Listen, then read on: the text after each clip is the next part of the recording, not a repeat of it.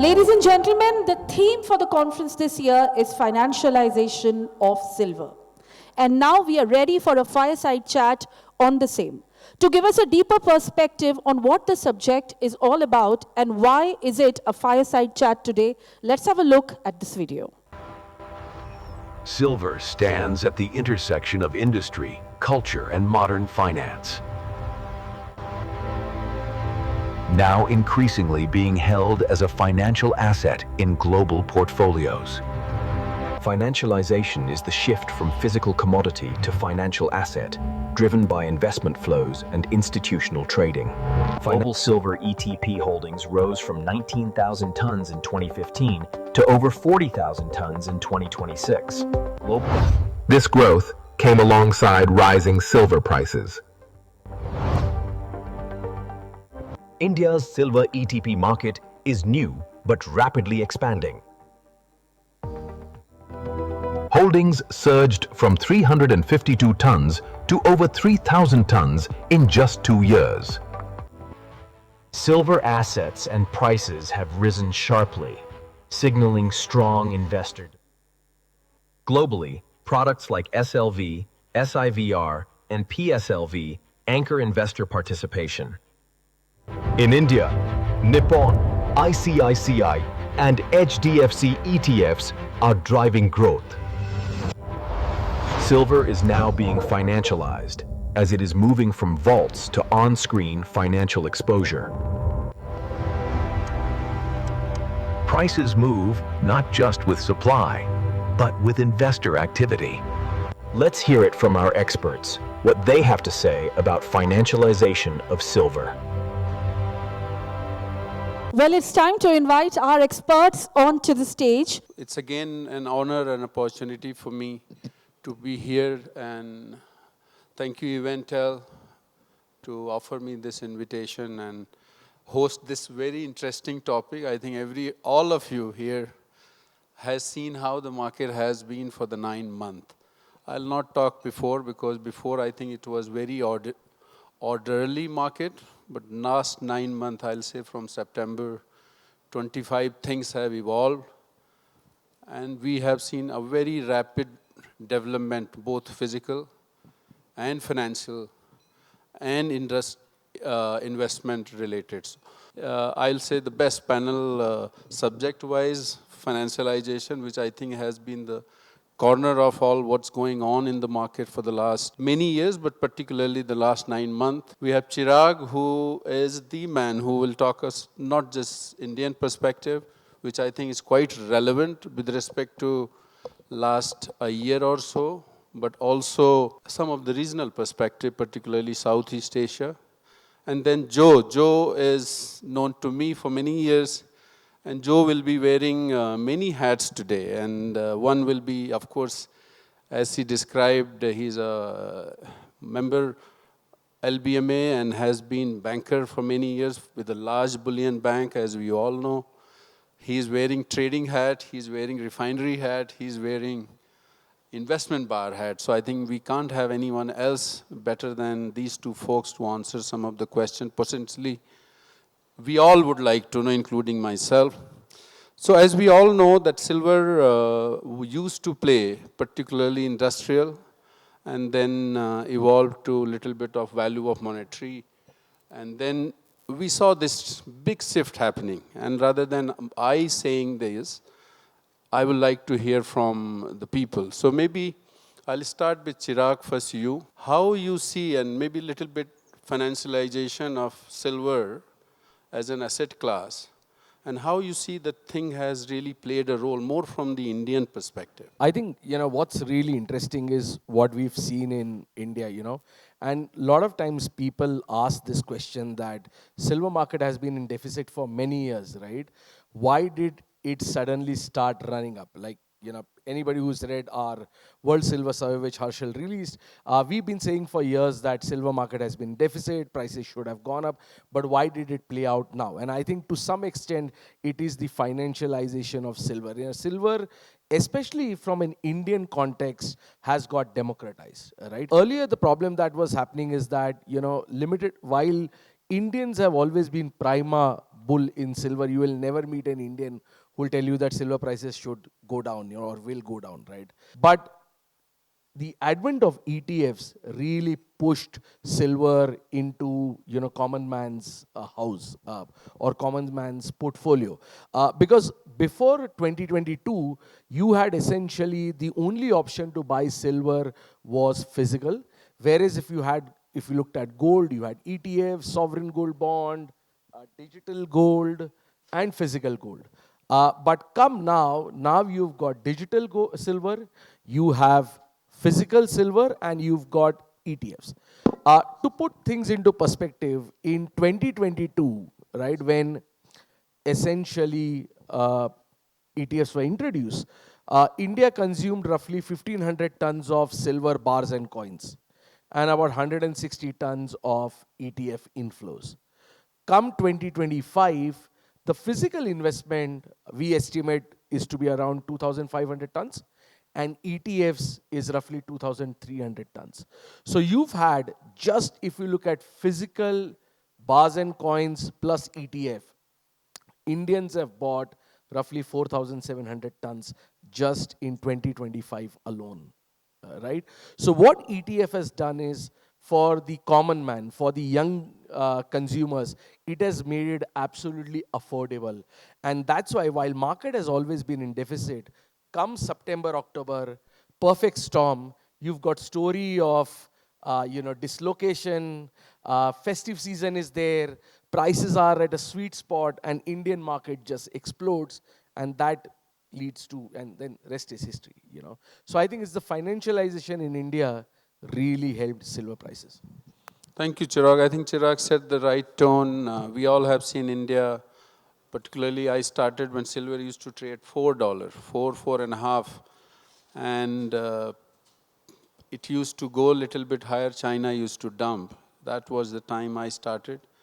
Maybe I come to Joe. And Joe, right now I want you to hear your banking and trading hat and share some of your insight and how you see the similar thing has evolved. What silver, like, which was known as industrial, and some of these India-related jewelry-driven demand, what has really changed in the global perspective from financialization perspective? Thank you. Yeah, I think it's a combination of a few things. First of all, I mean, it's the debasement trade that we've all been talking about for quite a long time. The problem is, I think in 2023 and 2024, you had a different demographic consumer base who were buying gold, and you didn't have as much interest in things like silver or even platinum to a degree from a precious standpoint. And so you didn't have that investor, that financialization mentality that was occurring in the other precious metals outside of gold. And then fast forward to 2025, with the new president in the White House, a huge amount of uncertainty around policy, and that debasement trade heavily accelerated throughout the course of the year. And as gold moved up, people started to look at alternatives and where they could allocate money outside of an expensive commodity like gold, which was now north of $5,000, and enter silver. And I think, as Chirag said, it was a perfect storm. We kind of, if you look at the silver gold ratio, we hovered between 80 and 100 over the last 3-4 years, and then all of a sudden silver made a huge catch up. And that started in India, absolutely, but I think it spread throughout the world. And it was one of those things where we've seen a huge amount of silver squeezes or spikes over the course of the last 20 or 25 years, but typically they're specific to a jurisdiction. When you look at the Reddit squeeze, it was North America. We've had certain squeezes that happened in India and the Far East. This was a global phenomenon. It was happening in the Middle East. It was happening in China and the Far East. It started in India, and it was happening in North America. And I think that's really what was extraordinary in terms of my point of view, in terms of the attractiveness and the appeal to the everyday investor for silver. Now, we got into a territory in January where we were a bit frothy. Silver is a higher beta asset than gold, and so you're going to draw in a certain speculative community. And there was huge leverage products out there, which obviously, caused us the steep liquidations that we saw at the back end of January and February. But when I look at when the dust settles, and it will settle, I think the mindset has changed. And I think silver is very much in people's mindsets now alongside gold as that financial asset to have as part of your portfolio. Thank you, Joe. Thank you so much. I think that leads to me to next topic. And all of you, I have been attending this conference, I think, for the last 2-3 years. And Joe did a beautiful presentation in 24 in Goa, where he changed my view. I wasn't very constructive on silver, and suddenly Joe did a beautiful presentation, and some of the highlights were London stocks were going lower, Shanghai stock also pretty low, and market was in a stage where we all thought silver will constructively move towards higher, and I think I have been on the bull camp, fortunately. And coming back here, do you think the industrialization demand and investment demand? So it used to be industrial, now investment, which has led many investor community, which includes macro and hedge fund and many other retail investor from physical to financial.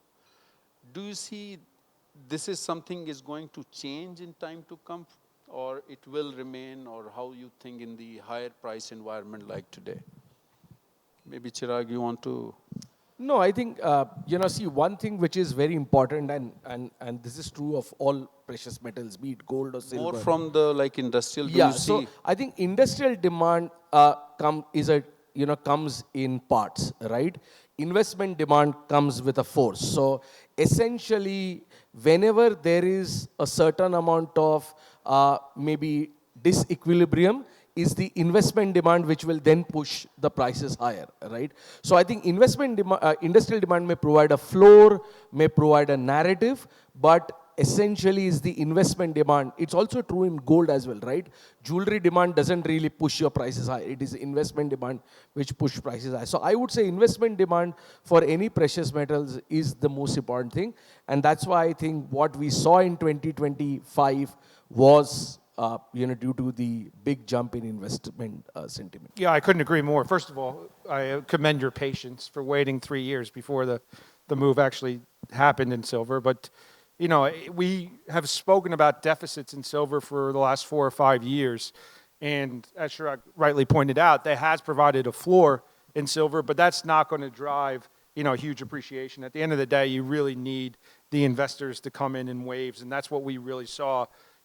He said it perfectly. It was that perfect storm in October where you had tightness in the London market, you had physical demand exploding here in India, as well as in China, and you had North America. Actually, we were selling for every 3 ounces or 1 ounce of supply we were getting in, we were selling 3 ounces of product.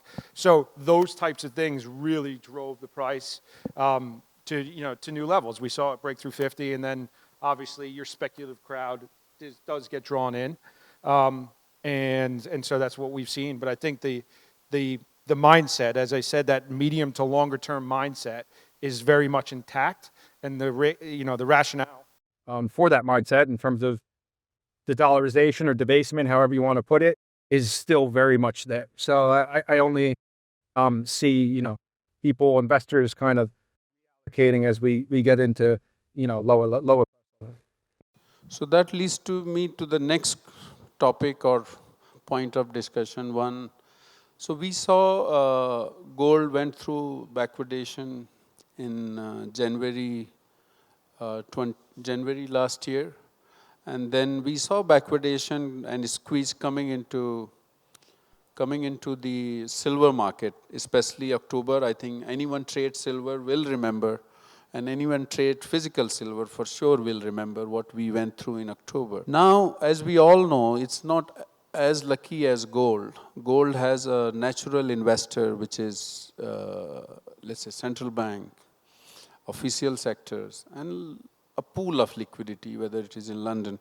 But silver is largely industrial, and it has been evolving as financial asset in last, let's say, 2 decades. We saw this distortion and dysfunctioning of market.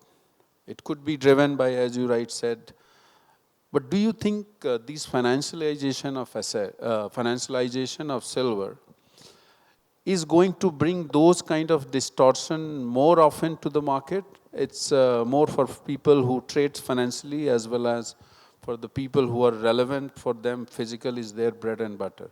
So maybe Joe, this time to you, how do you see market functioning, especially with the pool of liquidity what silver has globally and now scattered around the world? Yeah, disparities have become, very much common nomenclature when you speak about any commodity, and silver obviously is not an exception. We have seen a lot of silver move back from the U.S. back into London or other locations, with some of the kind of tariff fears abating a little bit. I think for me, the biggest thing I'm keeping an eye on is China. China is a huge producer of silver, typically a huge exporter of silver, and those numbers have been switched over the last 3 or 4 months. They've become a massive net importer. And if you have that liquidity and, not only being consumed domestically, but also they're now importing, as well as if the Indian demand starts to resurge again in other locations, then I do very much worry about the disparities that we may or may not see in the London market as more and more metal moves out and is not replaced by metal coming back in. I agree. And from your perspective, like silver, as we all know, is not something which we don't hear much silver mine. We hear gold mine. Silver is a byproduct largely from copper, zinc. How do you see these higher prices? Output side, market is running continuously in deficit. How do you see physically the market is reacting to especially the higher price? Do you think there is any supply is coming through? Yeah, look, I think that's a really tricky question. I don't think while the deficit may reduce, but I don't think we are moving into a sustained surplus, if that is the question, given higher prices. Because as you rightly mentioned, silver is a byproduct out of lead, zinc, and we've seen over the years what has been happened to the lead mining. Similarly, in many countries, there are environmental issues. So I think, the tightness in the market will remain. One thing which is very interesting to see is how some of the other markets which were not existing probably pre-2025 will react to these, prices. Like, you did not hear of Thailand, buying physical silver, or Indonesia buying physical silver, right? In last 1 year, we've seen a lot of demand in some of these smaller markets, or Middle East for that matter. I think what is going to be very, very interesting is that how these markets react to the prices where they are. And I think that will help us probably see whether this tightness eases or we get into a further tight market. And one more thing, more particular to India. We saw in October, I read some of the press articles, ETFs are not, next schemes are not available or units are not available, especially because of the backwardation and the situation in London and physical availability. How do you see the Indian market particularly is preparing, or is there any dynamic change in the trading business, or how the things gets imported? Any thoughts? I think, one of the challenge which obviously remains for the Indian, especially ETF market, is that they can only buy LBMA silver. There has obviously been talk about whether an India good delivery standard silver or gold could be accepted, because we saw, as you rightly mentioned, during a certain period of time where premiums were so high that the ETFs had to stop the inflows. Should they be allowed to buy locally refined silver from a reputed refinery? Probably yes, a debate needs to be done so that next time these things do not happen. But I don't think so there is any step change which is as such happening. I think we don't do anything unless it is really broken. Now the next question, again back to financialization of silver. One question I think I'm like an audience asking, do you think the price currently is reflecting where the price should be? From the, of course, more metal focus had you as a fundamental. And two, is it sustainable from the investment demand and other perspective, or do you think these level where these investment force which were driving, whether ETP, whether retail level silver bars or coin, etc., across geography, which, as you mentioned, started India, China, Southeast Asian country, Middle East. But what's really, is it like this financialization of silver has distorted where the real value of the silver should be? Any thoughts? Well, yeah, I mean, if you look at really what the average manufacturing cost of silver is, considering it's mostly a byproduct, then yes, we're absolutely trading at a huge multiple in terms of premiums when you're looking at just the average cost of manufacturing. That said, you know, people are saying the silver price is high, but we are nearly 35 to 40% off of the highs that we've seen just at the back end of January. So, you know, I think it really depends on, and it's such a hard question to answer in terms of what your view is from a macro standpoint going forward over the next, 18, 24 months, maybe even beyond that, in terms of where you really want to have long-term allocations in terms of your overall portfolio. And I think we're seeing it more and more, and I think I mentioned it back in Goa when we were just starting to see this new business come online in North America.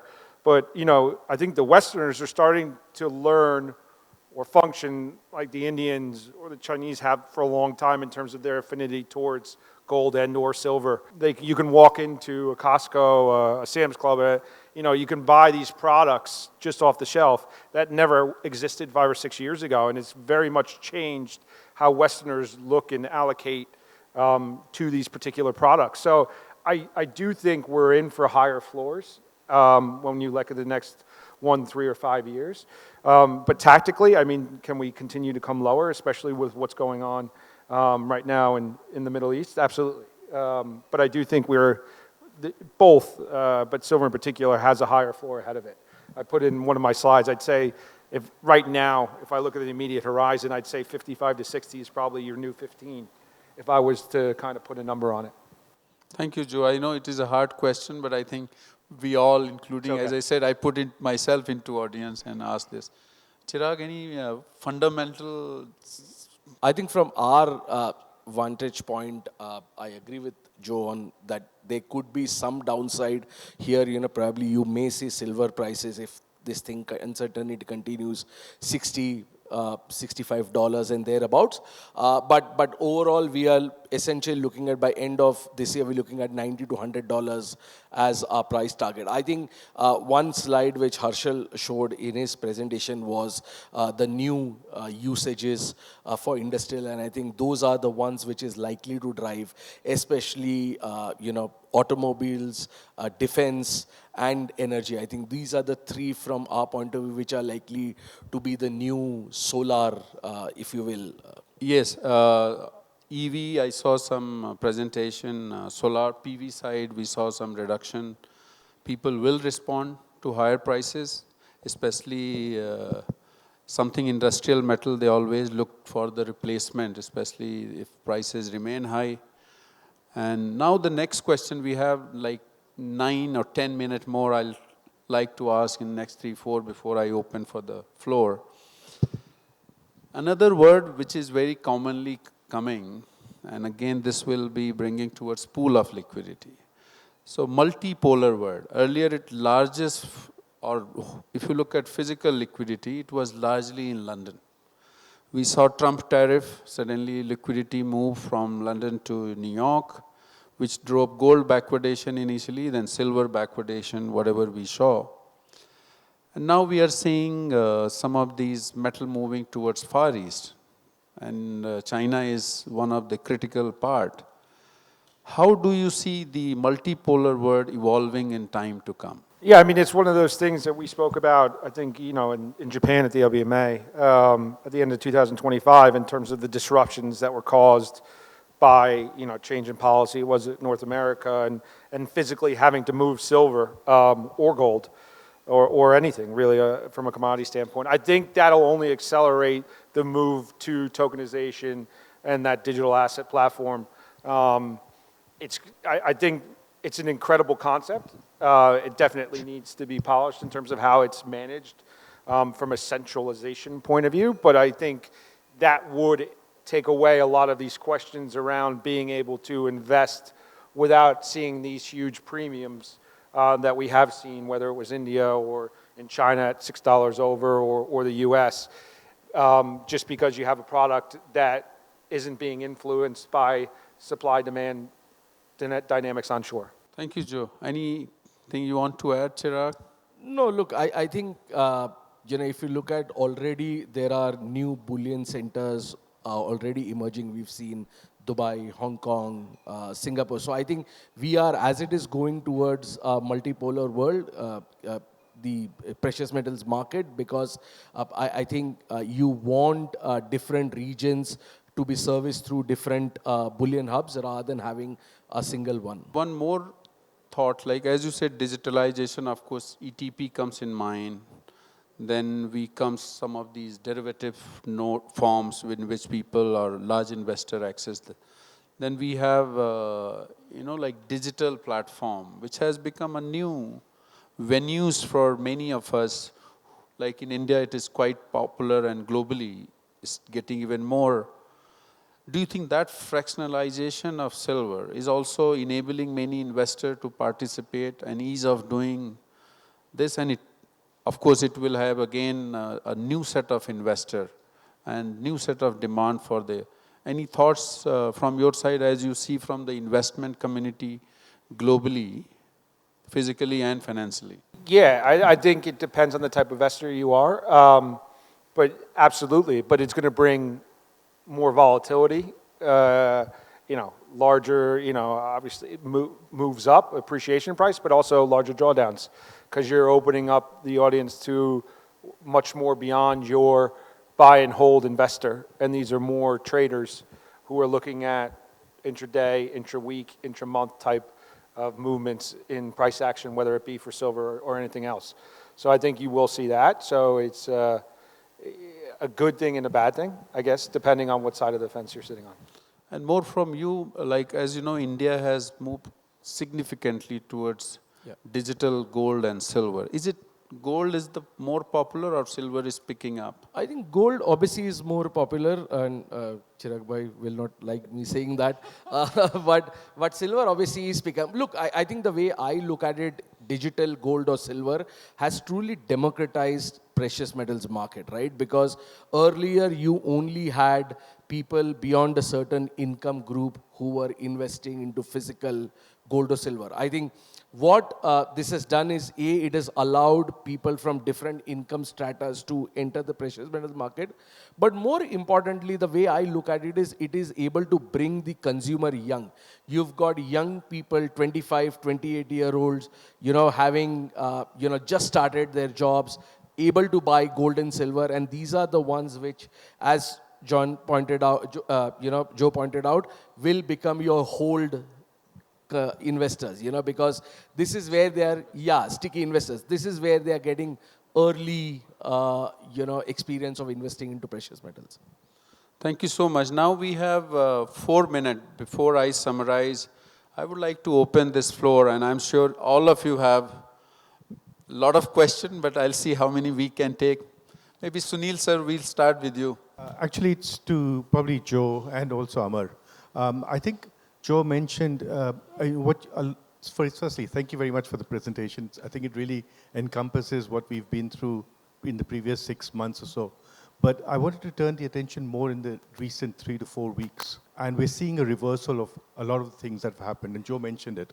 Lease rates have plummeted down to negative. A lot of silver is coming out from New York into London and other places. If March imports of China were 800 tons, but I think April is going to be just a fraction of that. Indian imports have totally died. India is working at a discount.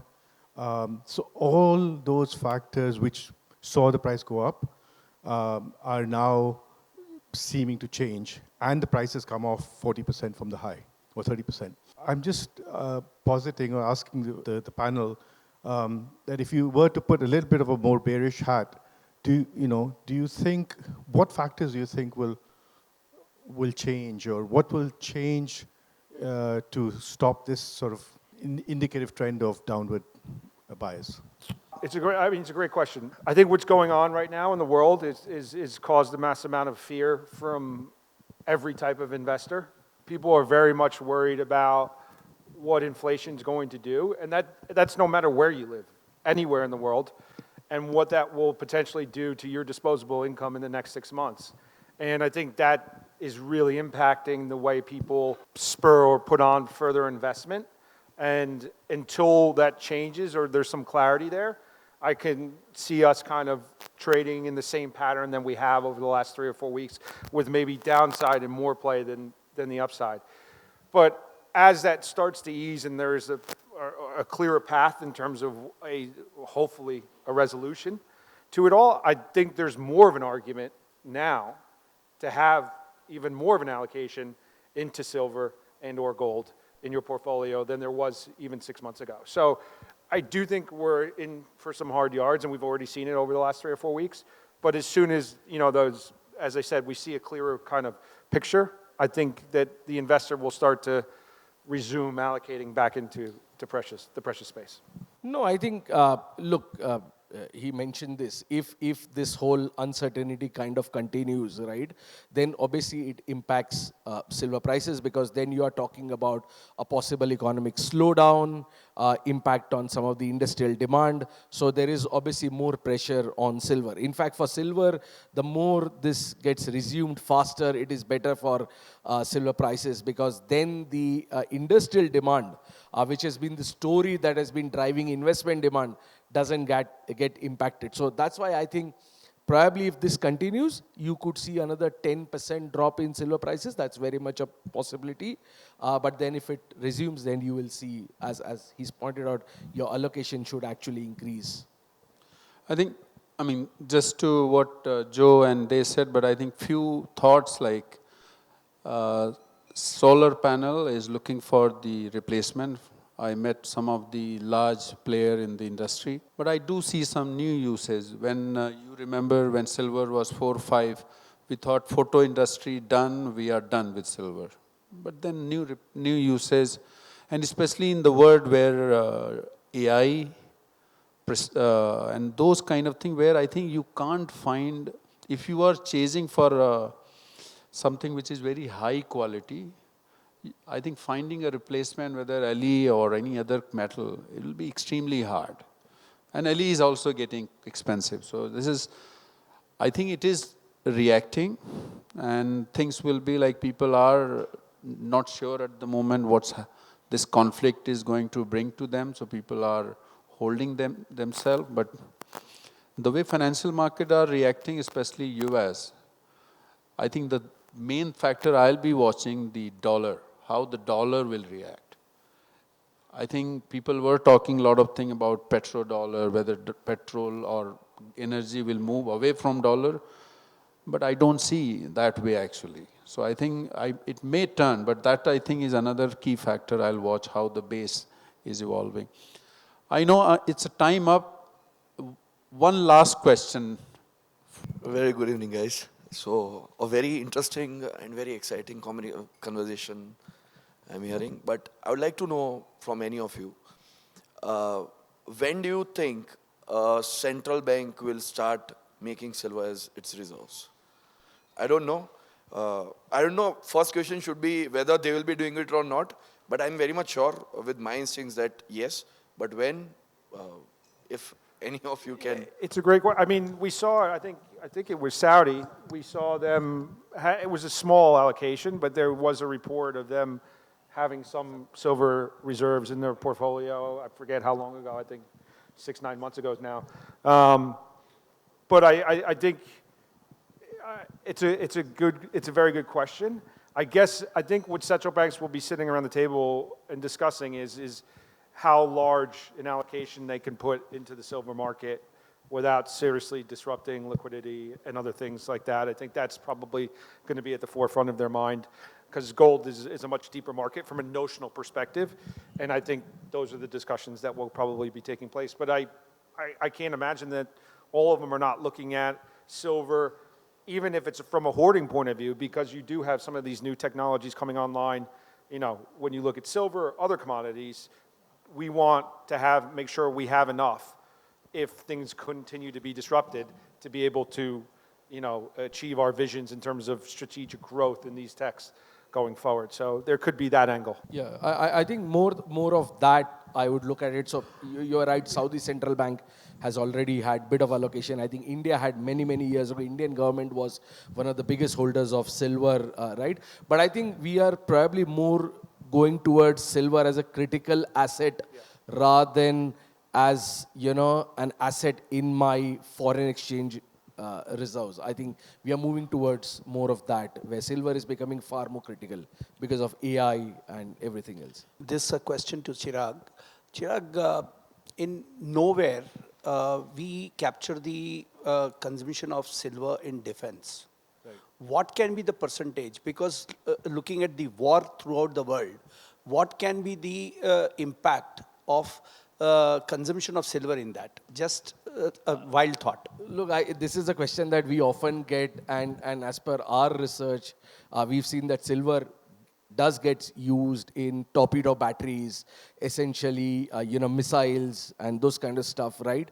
But I think, one of the point is obviously if we get into a nuclear arms race, or if you get into a defense arms race, then obviously that demand would be there, but it's very difficult to pinpoint as to what is going to be the incremental, because that's such a secretive, demand which comes in. So it's very difficult to comment at this moment how much it would be. But surely, I think that's one area where we are looking at, especially for batteries, we are looking at silver usages. I think, thank you. Just to summarize, I think we all need to India is a physical market. It is no more 1 cent premium, we all know. It is no more people are putting consignment and by sea. So the cost has gone up to doing business. It's all impact of financialization. What's really going on? So I think we all need to see how the financialization is really impacting the market, both for physical player like all of us here, whether manufacturer, trader, or any shape and form. So let's wait and see how this market will, hopefully in 27 when we gather again, we will be talking. Thank you so much.